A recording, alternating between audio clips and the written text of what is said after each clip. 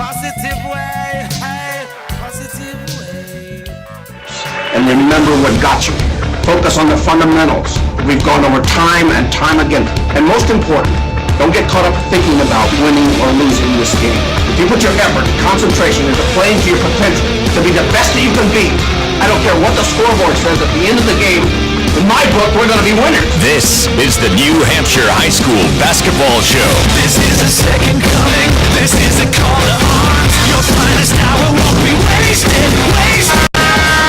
The New Hampshire High School Basketball Show is brought to you by the New Hampshire State Liquor Commission's Division of Enforcement. Right now, it's not about talent, it's about heart. It's about who can go out there and play the hardest, who can go out there and play the smartest. Now, they've been here before. They're not going to give it to us. We got to go out there and we got to take it. And now your hosts, Pete Terrier. I have a question, though. Those 2 foul shots at the end of the game, did you miss them? Or did you miss them? Not exactly a simple question, is it? And Dave Haley from NHSportsPage.com. All season long, we played our game. Right now, you're playing theirs. When we step on the floor, every second that clock is ticking, we are pedal to the metal. We run the ball. We pressure the ball. And most importantly, we control the tempo of the game. This is gonna hurt.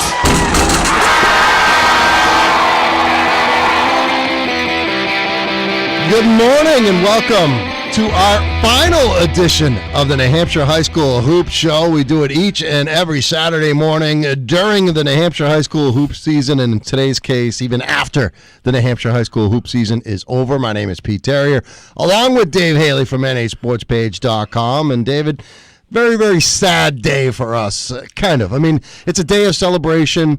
The season's over. It was a great year. Even though at the beginning of the year we were like, it's going to be a down year in New Hampshire high school basketball. But it is a sad day, and how appropriate that there's snow when you wake up on a Saturday morning to deal with. I don't think I could have gone another week. Honestly, I did this stress test down in Dallas when I turned 30. My dad took us down there to do it, and they said, when you get up, you go as long as you can go, and then the doctor said, by the way, everybody says they could have gone another minute, like 10 minutes after they're done. I will say now, I don't think I could have gone another week. I was exhausted. Me too. And then this week, writing 6,000 words and doing Allstate. And it's funny, the kids you pick for Allstate that you pick, you never get tweets that say, thanks for picking me third team Allstate. You just get the, why am I not third team Allstate? Why am I not on this at all? Oh, it's like you never hear from the kids you pick. It's always the kids you don't pick. Well, it was a great weekend last weekend at UNH. Both games. They were awesome. Your call, I got to say, your call in that Brady game is legendary. It was fun. At the end there. It was a lot of fun, and I was on a high, in between those two games, and I thought I was going to crash hard going into that Londonderry-Pinkerton game. And thank goodness that one was a good game, too. I don't think it was as good, aesthetically pleasing so, as that Brady-Portsmouth game, but it was still a tremendous game. It came down to the last shot, and, what a weekend, and a lot of fun covering these games. And we did the 20 games in 21 days, and I'll tell you what, I was spent, because when I'm going to bed at like 8:30 during the week, I just can't stay up anymore. I'm just very, very burnt. There were times when you sit there and say, where was I Tuesday? I couldn't remember. Oh, yeah, and there was. And and all the games we covered people see, but I went to Hanover Portsmouth. We didn't have a camera there, but I was at that game. So I went to Pembroke Pinkerton. We didn't have a camera. Yeah. I was at that game, So. And it was, we love it, and I was, I feel lucky to have been through all that. And boy, I saw a lot of seasons end, and then to see those 4 champions. It was great. I mean, even that Conant Pelham game I thought was a terrific game. It was. Wasn't decided until a minute and a half left when Dylan Silvestri got that big rebound. And 3 of the 4 championship games were to the final. I mean, I had a similar Jordan Litz call as your Brady call, and that Pinkerton. I made the mistake of saying to Nate Stanton after the game, I said, well, I'm glad Rizzo at least got the shot off. And he goes, he looked at me like, I'm not. My heart stopped. But I mean, it was. it was terrific. I mean, we're pretty blessed to have those championship games that we had. It was great. And if you missed any of the action, check out nhsportspage.com. Full video game highlights of all 4 championship games. Of a lot of the everything. all the Final Four games, right? Every we got all single those. one of them. Every single one. Thank you, Sam Natty, who helped us with Division 4. Yeah, it was my partner up there. So that stuff's all up there. And Dave, you alluded to all the columns that you wrote this week during the week. And you wrote the 2-part Thursday Thoughts, which went from Thursday into Friday. It was so big and so long and so much content that you had to do it over 2 days. And I really enjoyed both of those reading and some educational reading, I would say, in yesterday's edition, where you talked about the different AAU programs and the reality of basketball, because a lot of these people that listen to our show and that are on the website, your website, nhsportspage.com, it's over for them in high school. You know, I think people are realizing that it's over. John Kesty from nhsportspage.com, who's in here filming the show, we both got out of our cars to walk into the studio this morning at the same time, and we kind of looked at each other, and I was like, John, it's our last rodeo, and he was sad. You know, he was. Oh yeah, he was a little bit emotional about it because, you know, we've gone through this whole season, and I can't imagine as a parent. I was actually with Jamie Timbus the other day. We were over at Southside Tavern planning our end of the year party, which is going to happen on Thursday night. And we'll talk all about it. And we want everybody who's listening to this show, you're welcome to come out and join us for that. We're going to show all the Division I, Division II, Division III championship games in their entirety on the big screen at Southside Tavern. And we're going to have some apps for you to munch on for free, and there'll be a cash bar there, and we'll show those games in their entirety. So, you know, we fully expect the teams and their coaches and their fans and their parents and their girlfriends and students or whatever to come on out to Southside Tavern on Thursday night, starting at 6 o'clock. And we will show Division III championship game first. Then we'll get into the Division II championship game. Then we unveil our season-ending highlights video from nhsportspage.com, which we won't have seen either. We won't have seen. Wait a minute. Are we going to get a sneak peek? I want a sneak preview, John Castillo, that thing. Him and Jen Chick working on it. We've all been working on McIsaac, and we've been sending clips. So if you're listening, John Zavala and Colebrook, don't you worry, buddy. You're on there. You're in there. Don't even ask. You're in there. Of course you are. So we'll have that going on, and then, you know, after the highlight video debuts after the D2 game we show, we'll play the D1 game as well. So we expect, you know, all the teams to come out. We were talking about how during the football season, Wyndham actually took our full game DVD, and they rented a theater at Chunky Cinema Pub down in Pelham, and they had a party. It's a great idea. And they showed it on the big screen at Chunky's, and they relived the moment together as a team and as a school and as a community, and it was a lot of fun. Bill Raycraft, I don't know if that was his idea, but, you know, they got it done, and this is kind of what that's going to be, so we hope that you'll show up. But these parents and the kids themselves, and what I was talking about with Jamie Timbus, you know, he told me that he was a little bit in depression because it's over for Dom as far as his high school career goes, and he's got another kid, Dante, who's going to be a junior next year, but you know, it hits these parents and these kids hard, I'm sure, when they realize, hey, man, it's over for me. Yeah, no, absolutely. And, you know, and what the AAU is about, not to get too into it, but it's just basically, I think, you know, parents aren't experienced and hasn't seen it as much as we have and as coaches have seen it. So I think, you know, if you're going to pay that much money for AAU, I don't know. When I have a daughter, she's sitting 3 feet away from me over here eating a donut. And what I pay lots of money for her, but it better be for some means to an end. And so that's all. You know, I'm not going to repeat what I already wrote. There's a lot of it in there, but one of the perspectives that I have, Justin McIsaac, Sam, and I were group texting yesterday, and Justin had a nice compliment. He said, "Well, one of the things about you, talking about me, is he said you were an athlete, like I don't know if you want to call me a high-level athlete, but like an all-state level athlete, whatever, and played AAU and, you know, played in championship game and all that stuff." He said, so you have a different perspective than other writers do, a lot of other writers. Here's the perspective that I bring to that, what I wrote the other day. I went to Bridgeton Academy, okay? I was 6'3" guard, believe it or not. I shoot threes.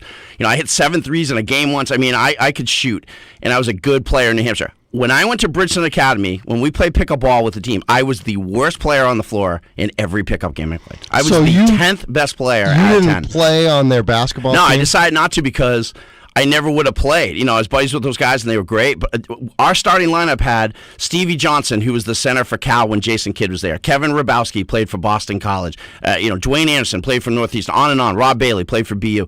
These guys. We had a guy who didn't start, who played for Fordham for 4 years. Like, you have to understand the level is so much different. And when a kid like Brett Hansen is able to go to Tilton and be a real big factor, third team all New England.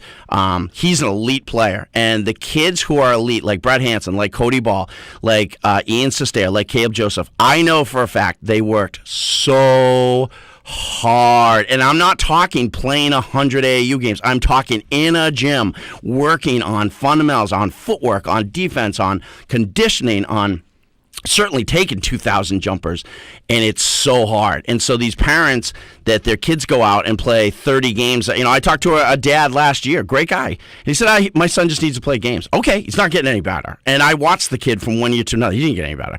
And that's fine. I get it. But I don't know if people understand. Like, if they expect their kid's going to go off and play college basketball, the reality is they're not. They're probably going to go. They're going to try out. They're either going to make the team or they're not.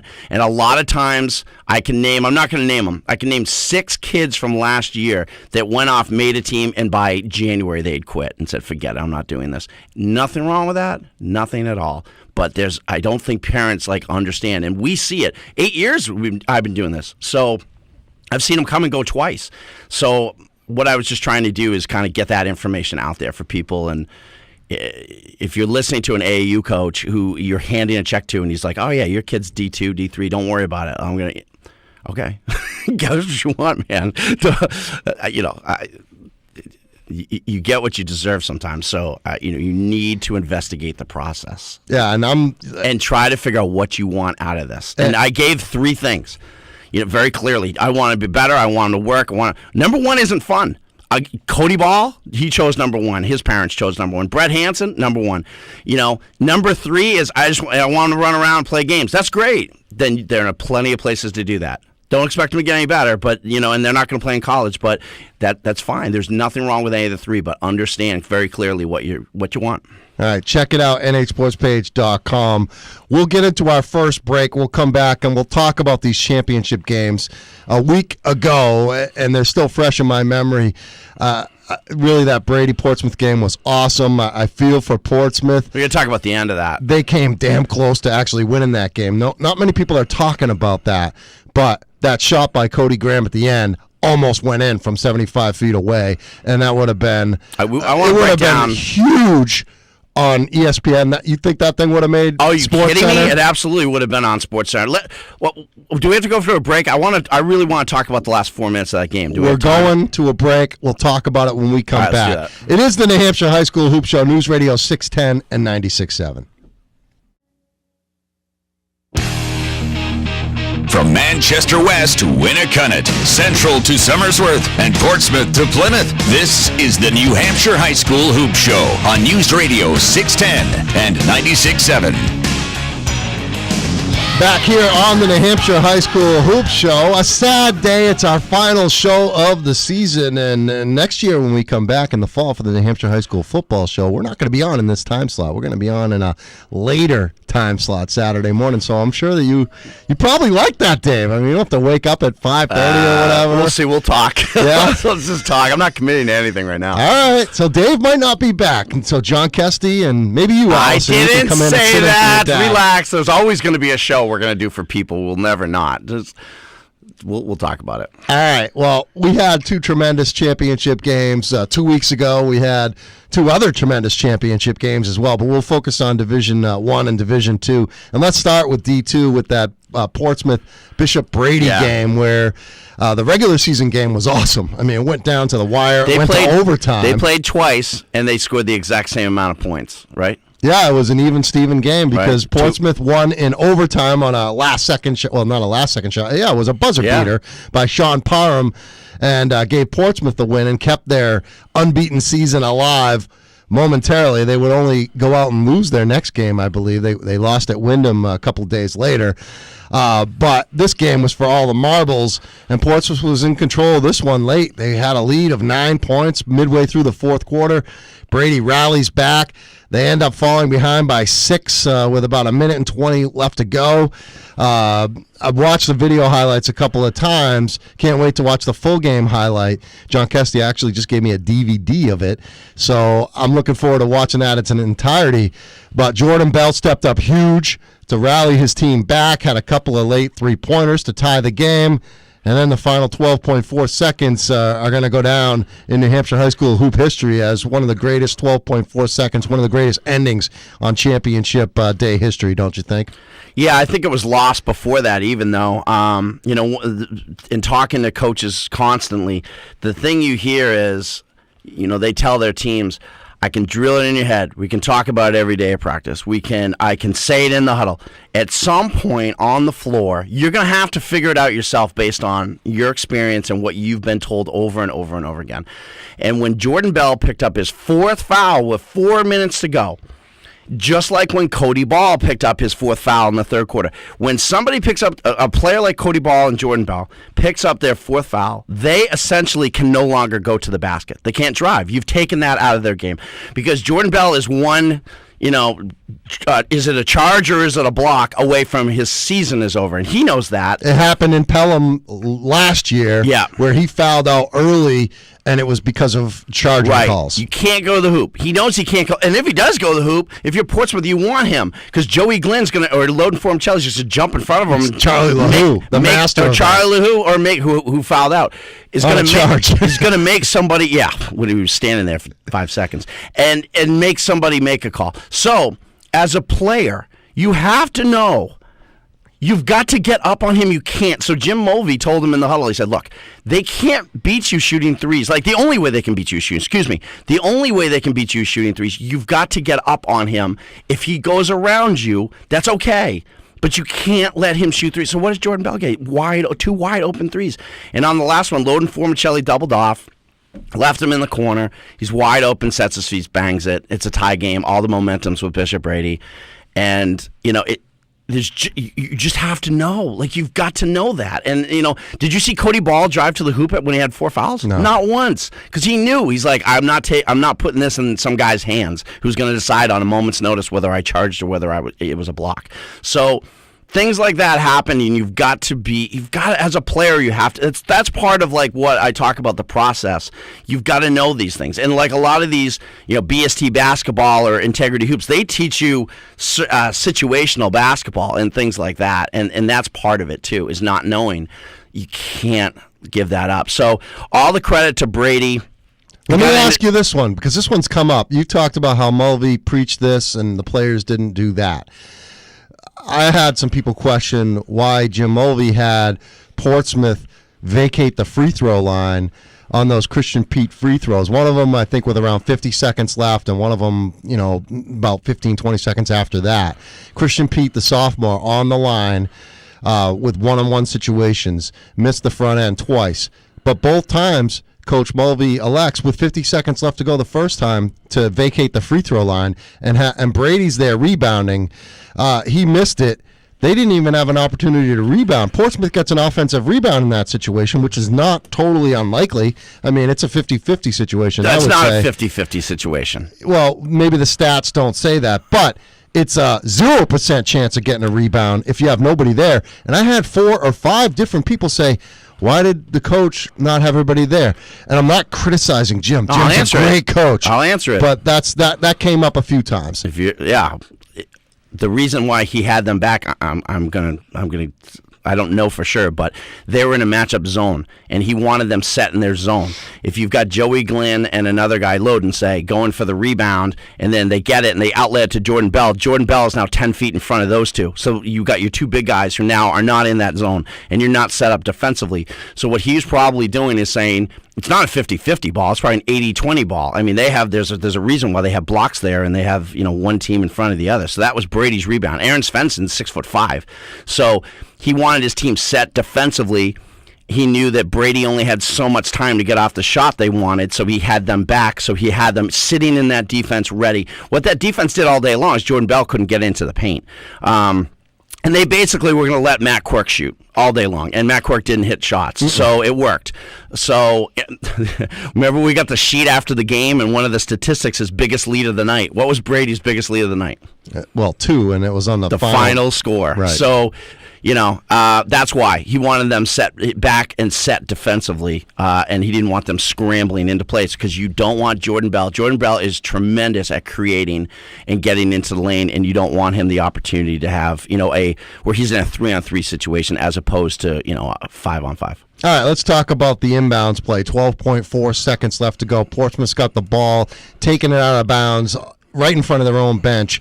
Jim Mulvey is a master at diagramming plays out of the timeout off the inbounds. I saw him, throw an alley-oop to Glenn against Brady in the regular season off a play very similar to that. Take us through what happened there. What I think happened at the end of that game is Cody Graham had the ball with his hand in his hands with the clock running down. That's the guy that they wanted to take the last shot as a freshman, which says a ton about Cody. But I believe that they felt that if he drove to the hoop, he was just going to get doubled off and he was going to dish it out to a player that maybe they didn't feel like was going to hit the shot, whether it be Sean Parham or Loden Formicelli, who didn't have good shooting nights. So I think Jim foresaw, all right, if I play this out, don't call a timeout. Don't call a timeout, exactly. I see Cody driving, which is fine, but they're going to double him off, and then he's going to kick it out to somebody I don't want shooting. So when he called the out-of-bounds play, he decided he wanted something going to the basket. Loden threw it in, and Joey just kind of held it out. I mean, he didn't protect the ball. I don't know what to say. It's not blaming Joey Glenn. It happens, but he didn't protect the ball. He left it sitting there, and Brendan Johnson. I give Cole Etten credit. I'll bet you Cole Etten, he's watched a lot of film. I'm sure he knew they run that side out of bounds play. They've run that play a million times, and it's not a mystery that they're going to run it. It's more that they execute it so well. Brendan Johnson made a good basketball play. He slapped the ball away, and then what happened is he threw it to Aaron Svensson.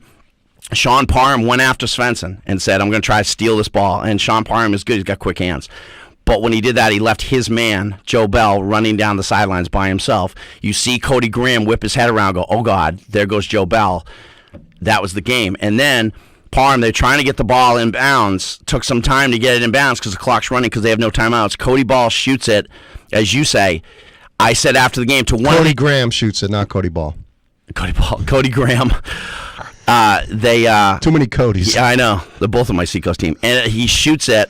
And I talked to one of the officials, the game officials, after the game, and we talked about it. I said, he got it off on time. He goes, yes, he did. I said, that ball was right on, wasn't it? He goes, it was right on. And Brendan Johnson, after the game, said that ball was right on target and hit the net. You can see it on our film. Literally, you see it hit the net. Yeah. So I said after the game to his father, and his father wonders, if we got the ball in a little quicker and he had one more second and one more step, does that ball go in? It would have taken a million things to go right for that ball to go in. But I said he was 1 foot away from hitting the greatest shot in the history of New Hampshire high school basketball. Yeah. It would have been a absolutely. 70-foot shot to win the state championship. Yeah, unbelievable. After a turn of events, which you've seen the remember the Wide World of Sports on ABC. The thrill of victory and the agony of defeat. That's what we saw right there, and it just would have put another level. It was on shocking. Top of that. Portsmouth doesn't lose games like that, so it was shocking to see. All the credit to Brady. They kept fighting, and a lot of credit to Cole Etten, who I think just did a really nice job. I thought he made some really nice adjustments. Portsmouth was in that matchup zone, which gave him a lot of problems. Cole Etten called the timeout, put 4 guys on the baseline to kind of spread out and kind of give his kids some room. So I thought he made nice adjustments. A lot of people, including myself, thought, wow, the big advantage is Mulvey over Etten in this game. Over 24-year-old Cole Etten. Yeah. But I promise I won't call him that anymore. But I thought Cole did a very nice job. And Jim was very complimentary after the game of Cole Etten. He said he made some nice adjustments. He did a really nice job. So good for him. What a tremendous game. I remember after the game, I was like, I'm glad there's an hour and a half in between these games because I don't know if I can continue at this point. And the Londonderry Pinkerton game was awesome. I mean, you're talking 2 rivals and Pinkerton has really owned that rivalry across all sports pretty much. And for Londonderry, going for the perfect season, playing against their rivals, the crowd was crazy, all day at UNH at Lundholm Gymnasium. And I think that's a great place for it. I don't want to see it at the Verizon when you have, 2, even 3,000 people in there. It's a 10,000 seat arena. It's going to seem like it's empty. By the way, did you see the hockey playoffs yesterday at the Verizon? I'm going today. Oh my God, you could sit in the first row. There's nobody there. Well, because you got Minnesota playing Minnesota Duluth, and you got BU playing Yale. There were like Today there'll be people. I'm going. Me and my son Zach are going. The Terriers are going. The Terriers are going to root on the Terriers. I told him, I said, you got to root for this team, the Terriers. Now we spell our name differently. I know, boy, does Pete get mad when you don't spell it right. But yeah, we're going tonight at 5:30 BU against Minnesota Duluth. I don't even know anything about Minnesota Duluth. It's cold there. I don't really know much about BU except for they got this awesome player by the name of Jack Eichel, who is a freshman who is going to be a stud supposedly in the NHL. But the Londonderry-Pinkerton game, that was a great game. It was played at a much slower pace than I was expecting. I don't think the shooting was as good as I thought it was going to be, but it was still a very good game, and it came down to the last second. And, Londonderry has to, sweat out a last-second shot opportunity by Matt Rizzo that he had a clean look, and he did a great job with some ball fakes and some pump fakes. He did a good job just to get himself open, and the thing just bounced away. And, again, it was a thrill of victory, agony of defeat type of thing. Yeah, when I was sitting there watching it courtside with McIsaac, and when Gio got that ball off a missed foul shot, I said, go all the way, Gio, take it to the rim, Gio. And he wanted to, but they did a very nice job of shielding him off and sending him left. He did a nice job of getting it to Rizzo. And, you watch that play, and even Cody Ball is like weak side, and then after two pump fakes, he runs over and tries to get a hand in Gio's face. So, well-played game. Thought Peter Brzezinski made a nice move to go to that zone. He gave him a different zone look, but then Nate Stanton was able to tell him to split it and get that through, so he adjusted back. Nate said to me after the game, he goes, we didn't even shoot great, in any of these games. But you don't. BG with McClung and Connor Green, felt like that team shot well up there. Obviously, going way back. The 2009 Jordan BG. Laguerre, Cormac Fitzpatrick team from years ago. I thought they, they went in there and just were an arsenal. Even that Central team maybe a little bit, shot great, scored 90 in their semifinals. Most of the time, you're going to slog it out. It's going to be 54, 51 kind of games. I mean, that's just the way it is. It's hard to shoot at those venues. There's a lot of people there. Kids miss foul shots they don't usually miss because it's standing room only and in the atmosphere. To what you said, I agree. Pretty tough to put a cheerleading competition, a robotics competition, and a AAU tournament all at the Verizon on the same day. So McIsaac, I did the game with him on the air, and I was late because I had to park in Newmarket just to get there on time. The parking was a traffic jam getting into Durham. So you remember the football championships there? Yeah. Oh yeah. Remember how much trouble it was for people to get in, especially that Pinkerton Bedford game at the end of the night? I left because I had to go get Allison. I was at the first two games. I couldn't stay for Pinkerton Bedford, and you didn't miss much. No, 37. But it was like a mile and a half down the road. So yeah, they got to figure something out. But and it took forever to get out of there. Yeah, from football, not basketball. Took me a while to get out of there. Great venue. Love UNH. Beautiful facility. NHIAA did a nice job. I thought all the venues were great. I love Southern New Hampshire. That was just a great atmosphere. The thing about D4 is that if you have Littleton there, that place would be sold out. At Plymouth, you mean? Yeah, Plymouth. I'm talking about all the venues. And Buddy Trask made a joke to me. He's like, people would love to see a North Country team in the finals because they'll sell it out. But when you have Wilton play Epping, there's just fewer people there. They bring as many as they can, but nobody else comes. When the North Country teams play in the finals, other towns from the North Country, Bethlehem, Littleton, Groveton, they all come. So they didn't have it. So that was the only final that wasn't a huge crowd. There wasn't a great crowd for that final. It was a good crowd, but... One of the things that I like about these championship games and the Final Fours to a lesser extent, I think, is seeing all the other coaches and all the other players, that didn't get there, and they show up and they want to be a part of it. And it's like a who's who of New Hampshire high school basketball, especially championship Saturday and D1 and D2 at Lundholm. You just see all the different coaches and the players showing up. And, at one point I see this kid on crutches kind of making his way to Ryan Brown from Bedford, and I'm like, when did you do that? Yesterday. He heard him, and he's in there on crutches watching the two championship games, and just a lot of fun.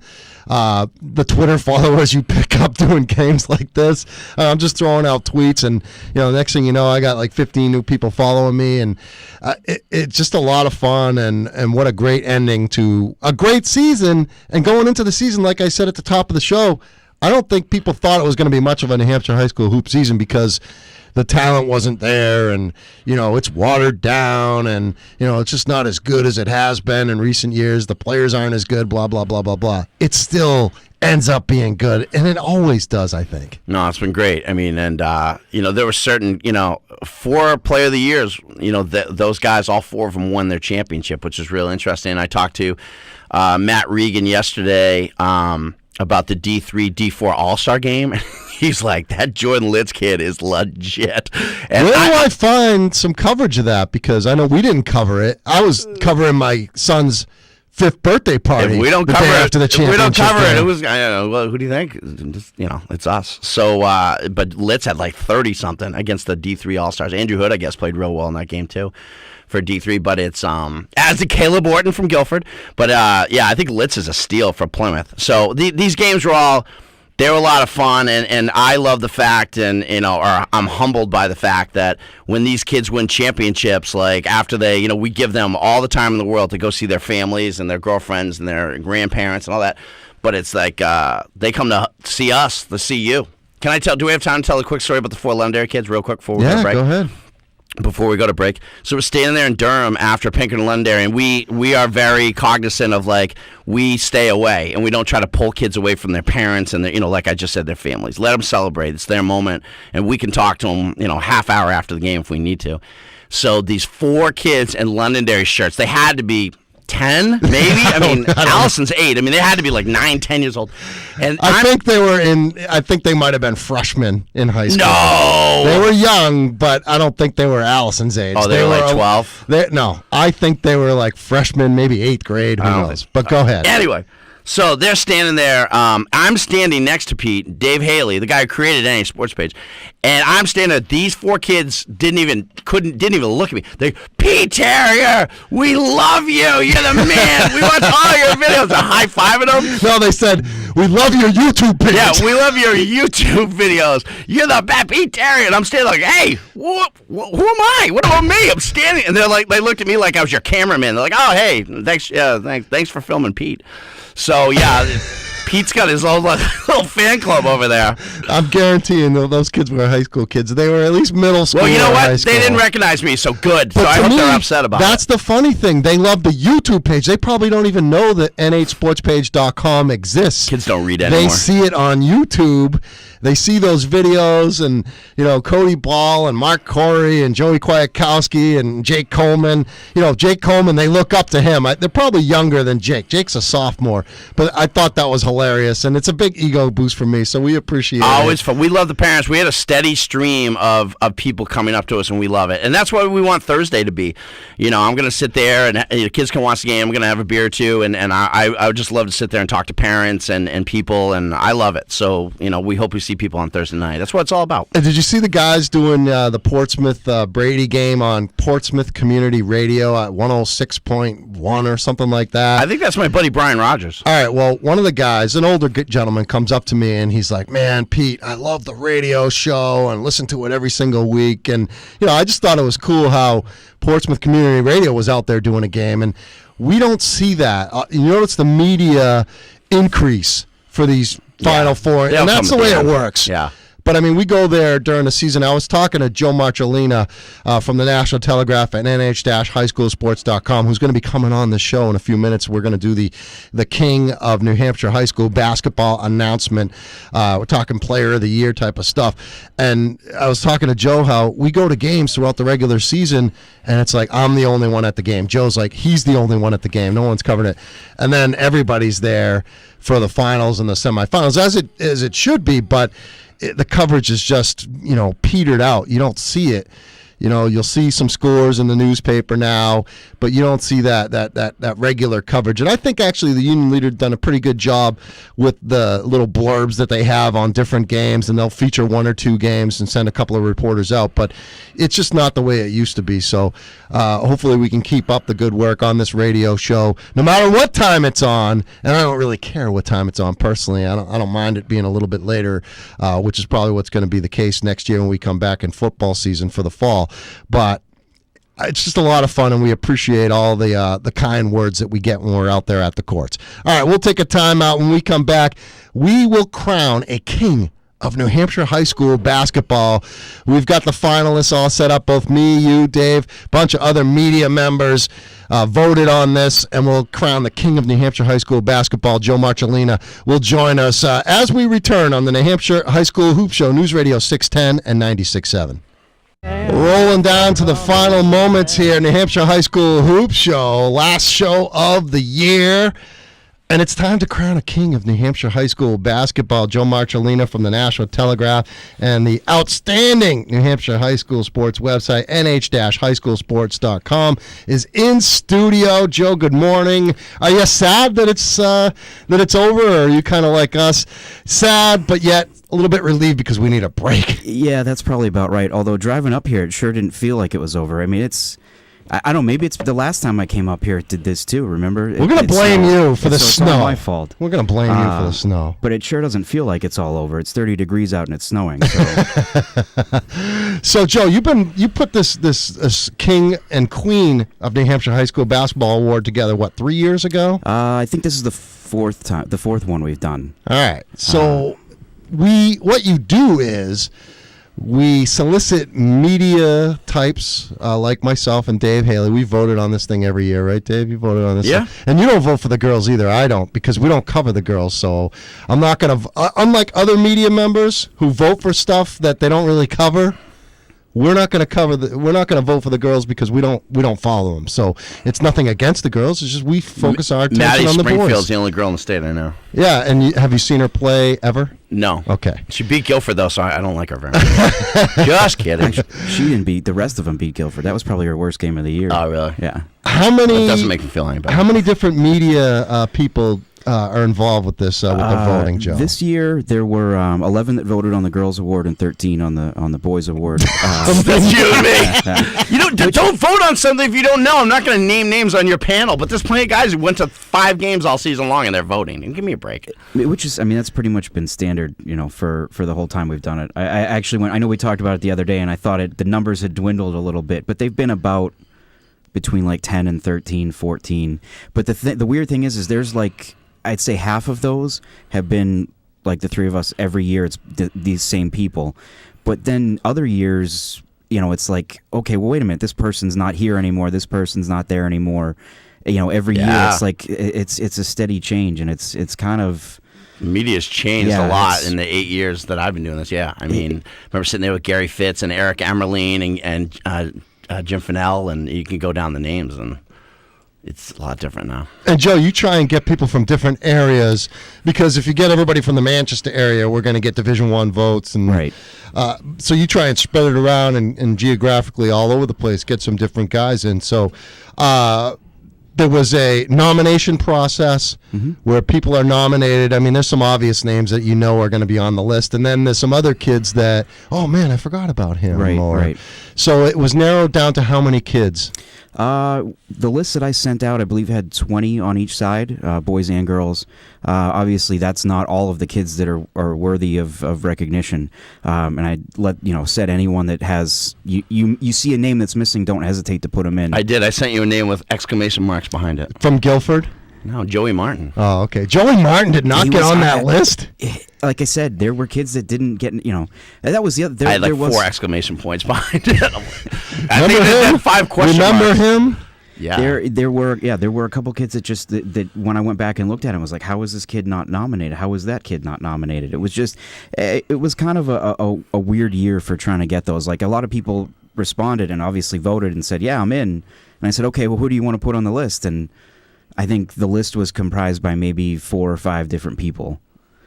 So hopefully next year I'll get a little more of a head start on that, get it rolling. Maybe put together like some kind of watch list or something. Okay. Keep that going on throughout.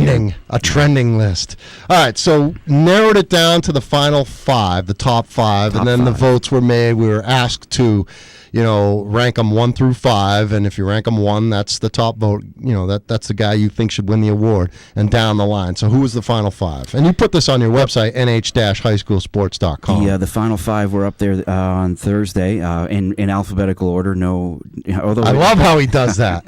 Although this year was a little unique, where 4 of the 5 guys, their last name ending in B. I think that was a trend this year, I guess they'd say. So number 5 was Darian Berry from Spalding. Came in with 14 points. Oh, McIsaac was on he was one of the voters? Actually, yeah. Yes, he was. But believe it or not, he actually Barry did get a first place vote, and it was not McIsaac. Oh, I'm shocked. You just ruined him. This is kid on his team next week. It was another Seacoast reporter, Joe says, that voted for Darian Barry. There were John Doyle.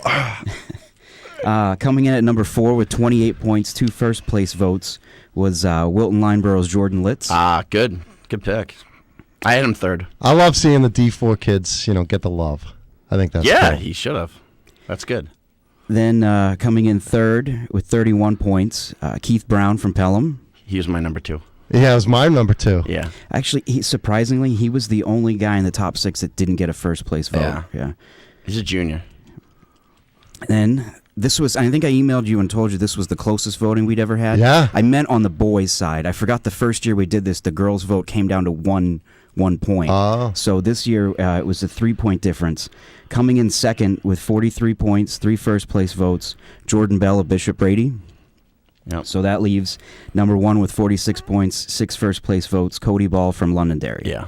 So Cody Ball, the king of New Hampshire high school That's what basketball. I voted for Cody Ball. I voted for Cody Ball first place too. Did you, Joe? No, I actually had Jordan Litz. I knew it. My top. I That's knew a it. good pick. Yeah. I know, and I don't have a problem. I almost with that. voted for Jordan Litz. Yeah. All right, guys. Unfortunately, we got to take a break, and then we got to come back for a couple minutes. But Cody Ball, the king. Who's the queen? I think there's not much question to that. The queen is Madison Springfield from Conant, in probably the biggest landslide I think we've had in the 4 years doing this. She had 8 of 11 first place Great votes. family. They're a great family. I used to email with their parents. Great people. Jeremy, quick question. Are we able to just finish it and then take the break going into the top of the hour, or do we have to take a break and then come back for 30 seconds? Probably that. Well, you'll come back. You'll probably have a minute left. You go on a break now. All right, we'll take the break. We'll be back, and we'll have our 1-minute wrap-up. Thank you. These guys know their high school basketball. It's the New Hampshire High School Hoop Show with Pete Terrier and Dave Haley on News Radio 610 and 96.7. Final moment of the New Hampshire High School Hoop Show for the 2015 season. I'm going to use it, Dave, to plug our season-ending event, which is going to take place on Thursday night, this coming Thursday, the 2nd of April. It's going to be at the Southside Tavern in Manchester, 1279 South Willow Street, right over by the mall. It's the old movie theater in Manchester back in the day. Used to go to movies at this place, but now it's a great restaurant, a sports bar. Southside Tavern, Thursday night, 6 o'clock. We're going to show in its entirety the Division III championship game, the Division II championship game, the Division I championship game, and we're going to unveil the season highlights video from nhsportspage.com. Open to the public. We'll have some free appetizers, cash bar. You can buy dinner as well. Southside Tavern, 1279 South Willow Street. Hope to see you there on Thursday night. It'll be a lot of fun. For Dave Haley, John Kestley, Joe Marcellina, our producer Jeremy Mahaney, I'm Pete Terrier.